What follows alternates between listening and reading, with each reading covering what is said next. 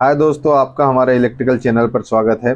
आज के वीडियो का टॉपिक है हमारा electrical interlock and mechanical interlock and coupled contactor. ये जो आप देख रहे हैं ये हमारे पास अलग अलग कॉन्टेक्टर पड़े हैं।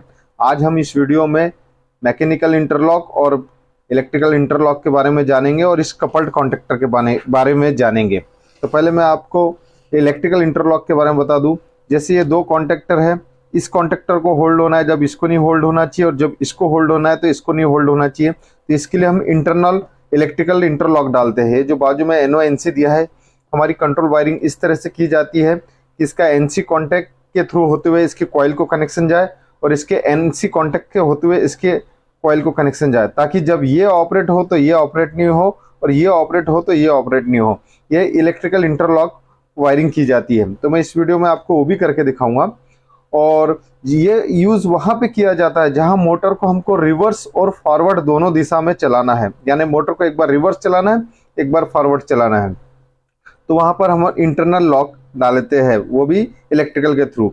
और कहीं कहीं ऐसी जगह होती है जहां एक मोटर स्टार्ट होना चाहिए तो दूसरी स्टार्ट नहीं होना चाहिए, दूसरी स्टार्ट हुई तो पहली वाली स्टार्ट नहीं होना चाहिए।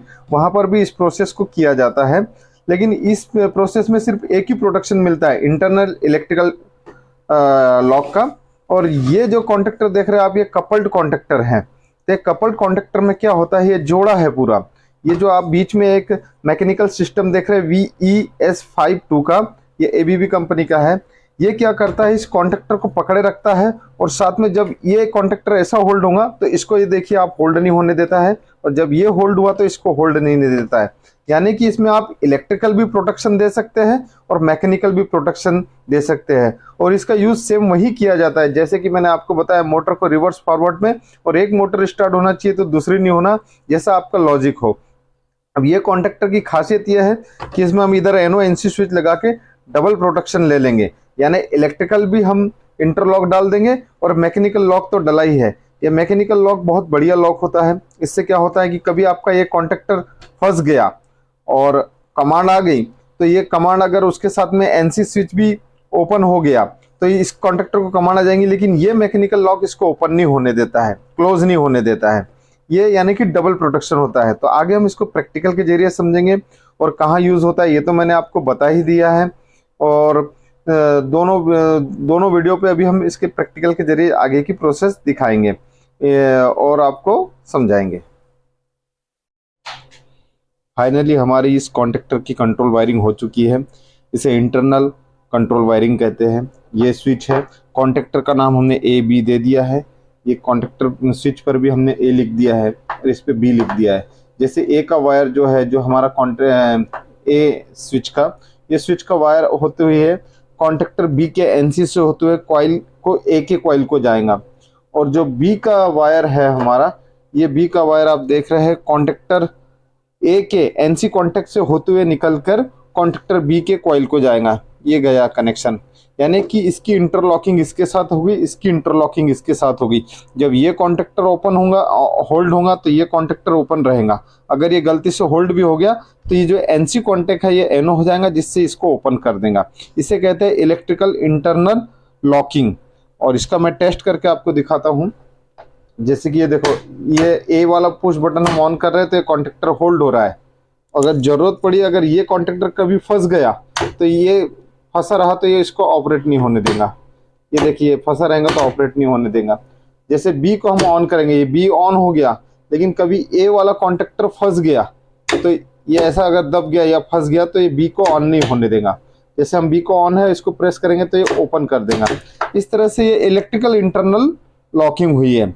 और ये इंटरनल लॉकिंग इसीलिए जरूरी होती है जहां मोटर रिवर्स फॉरवर्ड होता है, यहाँ से पावर वायरिंग इस तरह से तीनों फेस लूप होते हैं। अगर ये कॉन्टेक्टर होल्ड रहा, कंटिन्यू सप्लाई जाते रही, और ये कॉन्टेक्टर भी अपने को कमांड देने पर होल्ड हो गया, तो इधर शॉर्ट सर्किट हो जाएगा और फ्लैश ओवर हो जाएगा। मोटर रिवर्स फॉरवर्ड तो प्रोसेस अलग है, लेकिन यहीं पे शुरुआत में आपको शॉर्ट सर्किट हो जाएगा। इसलिए हम इंटरनल वायरिंग करते हैं, इलेक्ट्रिकल इंटरनल लॉकिंग वायरिंग कहते हैं। इस प्रोसेस को इलेक्ट्रिकल इंटरनल लॉकिंग वायरिंग कहते हैं। ये कंट्रोल वायरिंग के सब बेसिक कॉन्सेप्ट है, ये आना बहुत जरूरी है, ताकि आप फिर आगे हम और भी लॉजिक डाल सकते हैं। जैसे जैसे कुछ स्विच और भी हमारे को लॉजिक लगाना है, लेकिन ये सब कंट्रोल वायरिंग के बेसिक लॉजिक है। अब हम मैकेनिकल लॉक को समझेंगे आगे। फाइनली हमने जो हमारे कपल्ड मैकेनिकल कॉन्टेक्टर है इसमें भी वायरिंग कर ली है। इसको डायरेक्ट हमने सप्लाई दे दी है 240 वोल्ट एक NONC थ्रू, और ये दो हमने इंडिकेशन इसलिए लगा है कि ऑपरेट होने पे किस तरह से मैकेनिकल सिस्टम काम करता है समझाने के लिए। तो जैसे कि आप देख रहे हैं, ये मैं A बटन दबा रहा हूँ तो हमारा पहला कॉन्टेक्टर होल्ड हो रहा है, और B बटन दबा रहा तो ये कॉन्टेक्टर भी होल्ड हो रहा है। अगर साथ में A दबा और B को दबाएंगे तो ये ऑपरेट नहीं होने दे रहा है। ये जो हमारा बीच में मैकेनिकल सिस्टम लगा VES52 ये ऑपरेट नहीं होने दे रहा है, यानी कि ये इंटरलॉक बनाए रख रहा है। जैसे B ऑपरेट है और हमने एक गलती से हमारा ऑपरेट हो गया तो ये ऑपरेट नहीं होने दे रहा। ये इसकी खासियत होती है। अगर इसके साथ में हम ऑक्सिलरी कॉन्टैक्ट और मैकेनिकल सिस्टम के साथ अगर वायरिंग का यूज करेंगे तो ये डबल प्रोटेक्शन मिल जाएगा, इसीलिए ये रहता है। ये बहुत जगह वहां पे यूज किया जाता है जहां पर गेट वॉल या डैम्पर के वॉल या मोटर को रिवर्स फॉरवर्ड किया जाता है, वहां पे यूज किया जाता है। और ये रिले है, इसमें भी NONC कॉन्टैक्ट है।